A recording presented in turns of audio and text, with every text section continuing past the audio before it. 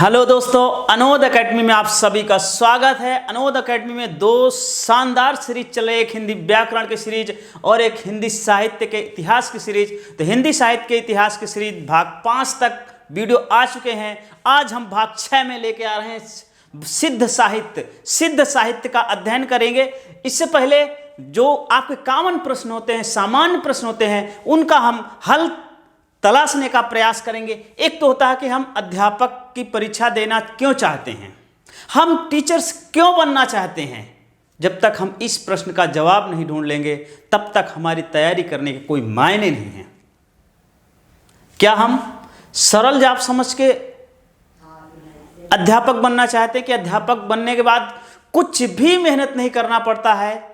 तो ये धारणा बिल्कुल गलत है, बिल्कुल गलत है। मैं 10 साल अध्यापन का अनुभव के आधार पर मैं बता रहा हूं कि यदि आप ये सोच रहे हैं कि बहुत आराम की जॉब है, बहुत सरल है, तो ये अवधारणा के आधार पर आप अध्यापक बनने के जो ख्वाब देख रहे हैं वो गलत है। पैसे के लिए अध्यापक बनना चाहते हैं वो भी गलत है। कुछ ना करना नहीं होता है, ये जितने भी चीज़ें भ्रामक हैं ये सब गलत है। यदि आपका बेस ही गलत होगा तो सफलता भी गलत निकलेगी।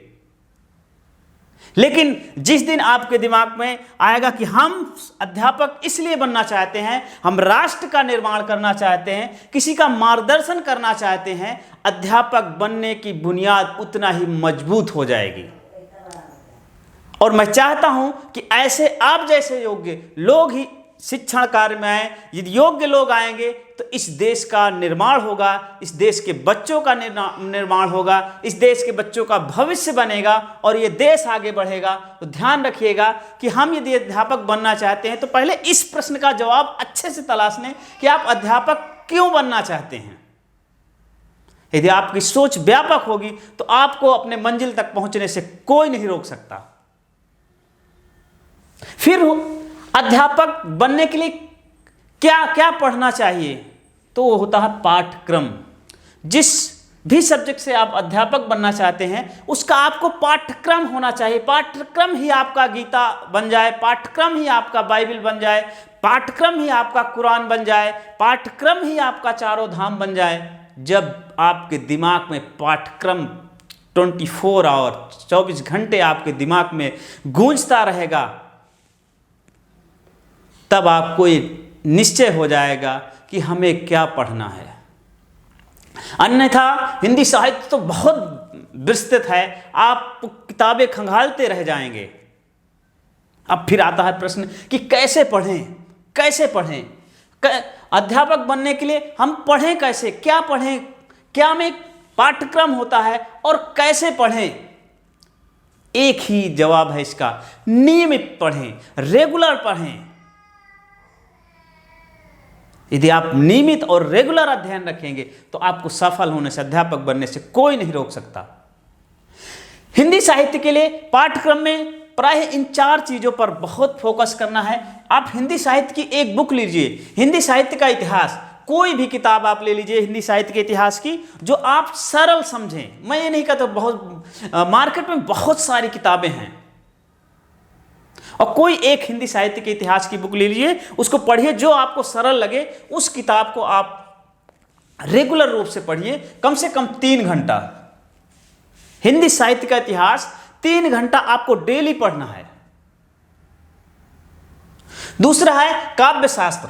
काव्य शास्त्र की कोई भी एक बुक ले लीजिए जो आपको भारतीय और पाश्चात्य काव्य शास्त्र की समझ रखे। मार्केट में खूब बुकें आई हैं, बुकें तो बहुत ढेर सारी हैं। मैं किसी बुक का प्रमोशन नहीं कर रहा हूं, मैं ये कह रहा हूं कोई भी एक बुक ले लीजिए, उसको 2 घंटे डेली टाइम दीजिए। भाषा विज्ञान में को भी 2 घंटे डेली प्रतिदिन समय 2 घंटे के लिए दीजिए। और सामान्य व्याकरण के लिए भी आप 2 घंटे प्रतिदिन, इतना समय निर्धारित कर लीजिए, आपके अध्यापक बनने के रास्ते आसान हो जाएंगे। लेकिन एक बात ध्यान रखिए, जब तक अपने असफल दिमाग को नहीं मार दोगे, जब तक अपने माइंड को जो निगेटिविटी है उसको दूर नहीं करोगे, ये सारी चीज़ें आपके लिए समस्या का कारण बनेंगी। इसलिए सबसे पहले अपने अंदर झांक कर देखो, अपने अंदर की कमजोरियों को दूर करने का प्रयास करो। जिस दिन आपने ये अपने अंदर की कमजोरियों को दूर कर लिया तो दुनिया की कोई भी मंजिल है उसे आसानी से आप प्राप्त कर सकते हैं। तो ध्यान रहे, क्यों पढ़ें, इस पर आपको बहुत फोकस करना, शांत मन से सोचिए, अपने अंदर से पूछने प्रश्न पूछिए। यदि आपके अंदर से व्यापक उद्देश्य आ रहा है, यदि इसके लिए आ रहा, आप सफलता बहुत कम हो जाएगी, सफलता के चांसेस बहुत कम हो जाएगी। बेस ही गलत होगा, सोच ही गलत होगी, तो परिणाम गलत आना ही आना है। संकुचित सोच वाला कभी व्यापक परिणाम पर, कभी व्यापक स्तर पर नहीं पहुंच सकता। इस बात पर जरूर ध्यान दें, अपने चिंतन को बदलिए। जब तक आप अपने चिंतन को नहीं बदलेंगे, इस आधार पर सोचेंगे, तब तक आपकी सफलता आपसे दूर होती चली जाएगी। ये जो शेड्यूल बनाइए, जो टाइम टेबल बनाइए, इसको अक्षरशः पालन करिए। और इसके साथ ही मेरा चैनल भी देखते जाइए। मैं आपसे कह रहा हूं कि कोई भी कोचिंग, कोई भी संस्थान, ऑनलाइन हो ऑफलाइन हो, कोई भी यदि ये पैसे लेकर सोच रहा हो कि आपको सिलेक्शन दिला दे, तो सारे झूठ बोल रहे हैं। आप पैसा दे करके भी फंसोगे और हाथ मलते रह जाओगे, जब तक आप खुद नहीं मेहनत करोगे। आपको खुद मेहनत करना होगा, अपने बल पे चलना होगा। आप एक एक कदम जैसे आगे बढ़ाएंगे, त्यों ही मंजिल आपकी आसान होती चली जाएगी। यदि आपने अपने अंदर वो चीज खोज लिया जो सफलता की ओर ले जा रही है, उस अपनी शक्ति को आपने पहचान लिया, जहां से आप अपने जीवन के एक एक सेकंड का हिसाब रख सकते हो, तो आपको सफल होने से कोई नहीं रोक सकता है। तो आज की क्लास हम लोग शुरू करते हैं सिद्ध साहित्य। सिद्ध साहित्य का उद्भव कहाँ से हुआ, और इस संदर्भ में हमें बौद्ध धर्म को समझने की आवश्यकता है। बौद्ध धर्म भारतीय समाज में परंपरागत रूप से जो ब्राह्मण धर्म चल रहा था, वैदिक धर्म चल रहा था, उसकी प्रतिक्रिया के स्वरूप, उसमें यज्ञों में इतना ज़्यादा पशु बलि दी जाती थी, उसके विरोध स्वरूप जो है बौद्ध धर्म का उदय हुआ। और बौद्ध धर्म दो भागों में आगे चल के बढ़ गया, हीनयान और महायान। तो हीनयान और महायान, तो महायान शाखा के जो दो भागों में बटा, सहजयान और वज्रयान। वज्रयानियों से को ही हम लोग सिद्ध कहा करते थे। और सिद्ध इसलिए कहते थे क्योंकि ये जादू टोना और विभिन्न प्रकार के क्रियाकलाप करके सिद्धि प्राप्ति करने का दावा करते थे। क्योंकि सिद्धि प्राप्त करने का दावा करते थे, इसलिए हम इन्हें सिद्ध कवि कहते थे। और सिद्ध साहित्य की जो कुछ प्रमुख विशेषताएं हैं, क्या है सिद्ध साहित्य की विशेषताएं, उनको हम समझने का प्रयास करते हैं। जादू टोना तंत्र मंत्र आदि के माध्यम से सिद्धि चाहते थे, इसीलिए इन कवियों को हम लोग सिद्ध कवि के नाम से जानते हैं। सिद्धि चाहते थे, अपने अंतर्मुखी साधना, ये अंतर्मुखी साधना पर विश्वास करते थे, अपने आप में सिद्धि की बात करते थे। सूर्य और चंद्र नाड़ी के माध्यम से कुंडलिनी जागरण की बात करते थे, इसलिए अंतर्मुखी इनकी साधना पद्धति थे। एक सामाजिक खंडन मंडल, जो समाज में पहले से चले आ रहे अप्रासंगिक या बाह्य आडंबर पर आधारित जो नियम थे, उनका इन्होंने खंडन किया है। वर्णाश्रम व्यवस्था का विरोध, वर्णाश्रम व्यवस्था, वैदिक काल में वर्णाश्रम व्यवस्था जो चालू हुई थी, उसमें इनके आते आते इतनी विकृति आ गई थी, क्योंकि कर्म आधारित वर्ण व्यवस्था जो बनी थी, बाद में जन्म के आधार पर वर्ण व्यवस्था बन गई। इसलिए जो है इन्होंने वर्ण व्यवस्था का विरोध किया। और विशेषकर जो वर्ण व्यवस्था में चौथे पायदान पर लोग थे, शूद्र वर्ण में आते थे, उनके अधिकारों के लिए इन्होंने आवाज बुलंद किया। इनकी एक और विशेषता, साधना के केंद्र में नारी।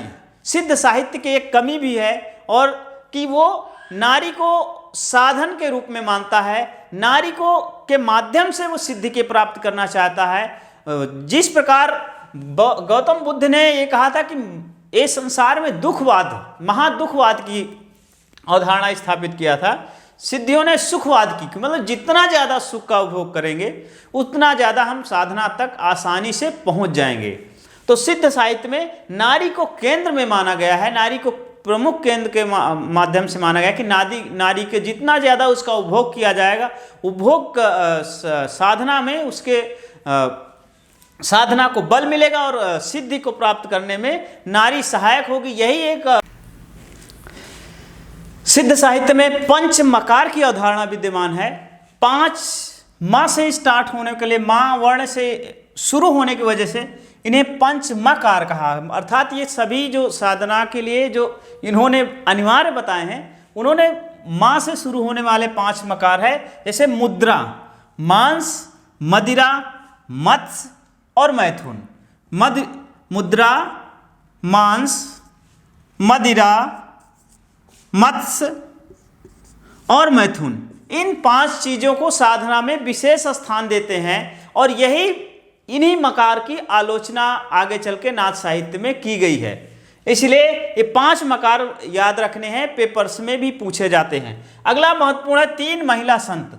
सिद्ध साहित्य में महिलाओं का भी, सिद्धों में महिला संत भी देखने को मिलती है। इनमें लक्ष्मी खरा, मणि प्रभा और कनकलता, ये तीनों जो है, इन्हें याद करने के लिए क्या है कि कमल बना सकते हो। कमल, कनकलता, माँ से मणिप्रभा, ला से लक्ष्मी खरा, ये 3 महिला संत उल्लेखनीय हैं और पेपर्स में बहुत पूछे जाते हैं। प्रमुख कवि, प्रमुख कवियों, वैसे सिद्धों की संख्या 84 होती है, लेकिन प्रमुख कवियों में से सरहपा पहले कवि, प्रसिद्ध कवि हैं जो सरहपा माने जाते हैं। राहुल शंकरत्यायन ने इन्हें हिंदी का प्रथम कवि माना है। इनकी कुछ प्रमुख रचनाएं, इन्हें प्रथम सिद्धि कहा गया है। ये प्रमुख रचनाएं 3 रचनाएं हैं, कायाकोश, दोहाकोश, कायाकोश, दोहाकोश और चर्या गीत। ध्यान रखना है, चर्या गीत, कायाकोश, दोहाकोश, इनकी 3 रचनाएं हैं। ये तीनों रचनाएं पेपर की दृष्टि से बहुत ही महत्वपूर्ण है। दूसरे जो सिद्ध कवि हैं वो सबरपा हैं। आप ध्यान देंगे सभी में पा लग रहा है, इनकी पा एक टाइटल है जो सब में पा जुड़ जाता है। तो सबरपा की जो प्रमुख रचना है वो चर्यापद है। सबरपा और कोई नहीं है, वो सरहपा के सबसे प्रसिद्ध शिष्य थे और उनकी जो रचना है चर्यापद है। चर्या गीत है और चर्यापद है। ध्यान रखा, अंतर दोनों, सरहपा में गीत है और यहाँ चर्यापद है। लुइपा बहुत ही प्रसिद्ध सिद्ध संत हुए हैं। इन्हें सर्वाधिक प्रसिद्ध सिद्ध डॉक्टर राजेंद्र ने भी माना है। इनकी प्रमुख रचना लुइपाद गीत का है। अगले सिद्ध साहित्य हैं डोम्मिपा, ये इनकी प्रमुख रचना योगचर्या, अक्षरोधिकोपदेश, योगचर्या, इनकी 2 प्रसिद्ध रचनाएं हैं। अगले सिद्ध साहित्य है कण्हपा की कोई विशेष रचना नहीं है जो पेपर से पूछी जाने योग्य हो, लेकिन कण्हपा इस वजह से भी जाने जाते हैं कि इन्होंने रहस्य भावना पर आधारित काव्य लिखने का प्रयास किया और ये ऐसे पहले साहित्य हैं जिसमें रहस्यवाद देखने को मिलता है। तो सिद्ध साहित्य का अध्ययन हमने आज बहुत अच्छी प्रकार किया। हिंदी साहित्य की सीरीज बहुत शानदार चल रही है, आप बहुत अच्छी प्रकार देख रहे हो। और ध्यान रखिए दोस्तों कि यदि आपने जिंदगी को अब तक जितना बर्बाद कर दिया है, अब आगे नहीं बर्बाद करना चाहते हैं, तो अपने जीवन के एक एक सेकंड का हिसाब रखना शुरू कर दीजिएगा और मेहनत करिए, जी तोड़ मेहनत करिए। इतनी मेहनत करिए कि भगवान खुद चल के आए और पूछने लगे कि बताइए तुझे किस चीज़ की ज़रूरत है। तो ध्यान रहे, आप जी तोड़ के मेहनत करिए। और यदि ये वीडियो अच्छा लगा है तो इसे लाइक करें, शेयर करें और चैनल को सब्सक्राइब करना ना भूलें। अगले वीडियो में जो नेक्स्ट वीडियो आने वाला है, इसी का सिद्ध साहित्य से ही जुड़ा हुआ है, नाथ साहित्य जो सिद्धों में जो बुराइयां थी उनको दूर करके नाथ साहित्य स्थापित हुआ। और सिद्ध और नाथ साहित्य यही भक्ति काल की पृष्ठभूमि का निर्माण करते हैं और भक्ति साहित्य के हम लोग भक्ति काल में पहुंचने वाले हैं। भक्ति के बाद रीत काल और रीत काल के बाद आधुनिक काल के साहित्य का हम लोग बहुत शानदार तरीके से अध्ययन करेंगे। और इसके साथ हम लोग भाषा विज्ञान और काव्यशास्त्र की भी सीरीज शुरू करने वाले हैं। तो आप इस अनोद एकेडमी के साथ बने रहिए, देखते रहिए। जय हिंद, जय भारत।